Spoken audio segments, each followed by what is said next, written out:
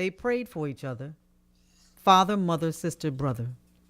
For their daughters and for their sons, they prayed for each of them one by one. Africans prayed as they came, and God knew their African names.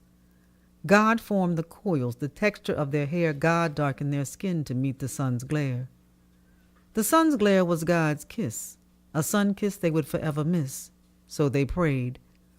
With each forced step out of Africa's interior, they prayed knowing they were not inferior. In the bowels of ships built to enslave, across an ocean transformed into a grave, they prayed. In the burning heat of plantation fields, their prayers to God did not yield. Between slavery and death until their last breath, Africans prayed. For their descendants yet born, they prayed slavery would not be their norm. Yet America made slavery normal, institutionalized and formal. Centuries of enslaved Africans were conceived. Only God knew what they would achieve. Among them, God chose a spiritual man, gave him a godly plan. This man would achieve international acclaim. Future generations would honor his name. 1760 was his birth year. In time, God's plan for him would be clear. He was named Negro Richard when he was born. From his enslaved family members, he was torn by a system of racism, violence, and force, a system where prayer served as his power source. So he prayed. Negro Richard prayed to be released from slavery's cage, prayed to work for a human wage. While enslaved, he joined the Methodist society. He prayed to live and he prayed to be free. He prayed to convince his captors slavery was depraved, seized the chance to purchase what God naturally gave, freedom. In 1783, Negro Richard was alive and free. He was free to choose Richard Allen as his freedom name, free to seek his purpose, free to stake his claim. The pulpit served as Richard Allen's stage.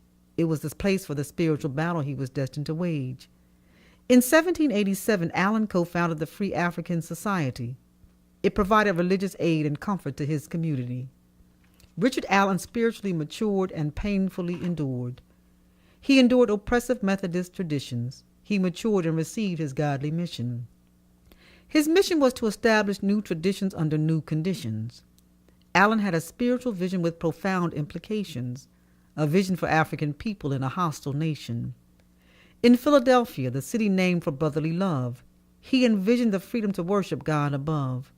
No more interrupted prayers, no more condescending stares, no more spiritually depleting segregated seating, no more demeaning pews, no more obstructed views. Richard Allen envisioned a worship space, a soul sanctuary for people of the African race, a sacred space to call home, a space for God to easily roam. 7 years after the signing of the U.S. Constitution, Bethel African Methodist Episcopal Church was the solution to the problem of religious bigotry masked as divine pedigree. Richard Allen opened the sanctuary door. The church was dedicated in 1794. With Allen as the pastor of the first congregation, membership increased beyond expectation. Mother Bethel was what the congregation named the sacred space. Inside they prayed to lift the African race. Standing tall on knees bent, prayers to God were easily sent.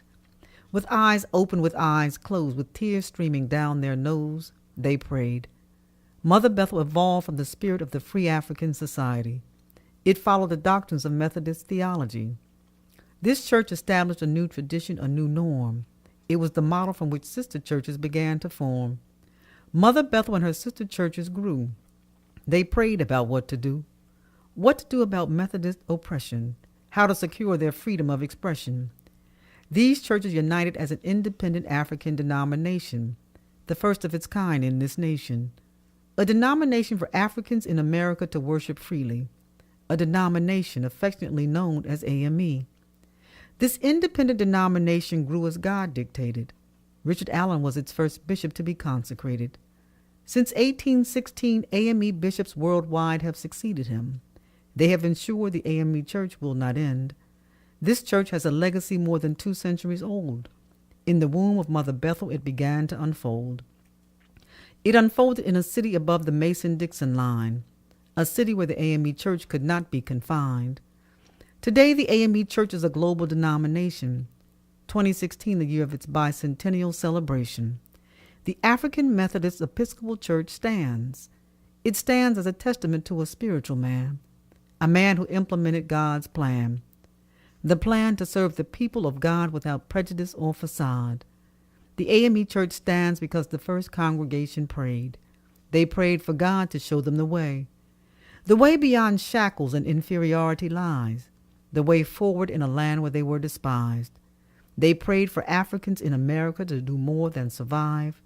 They prayed for the AME Church to grow and to thrive. Those answered prayers are now more than 200 years old. Sacred prayers, visionary and bold. Prayer has been at the root of this church since its beginning. Continuous prayer, never ending. And for the African Methodist Episcopal Church yet to unfold, the future has been foretold. The AME Church will thrive in the centuries to come as the ministry started by the one and only one, God. When the future looks back to this bicentennial day, the AME Church will continue to say, they prayed.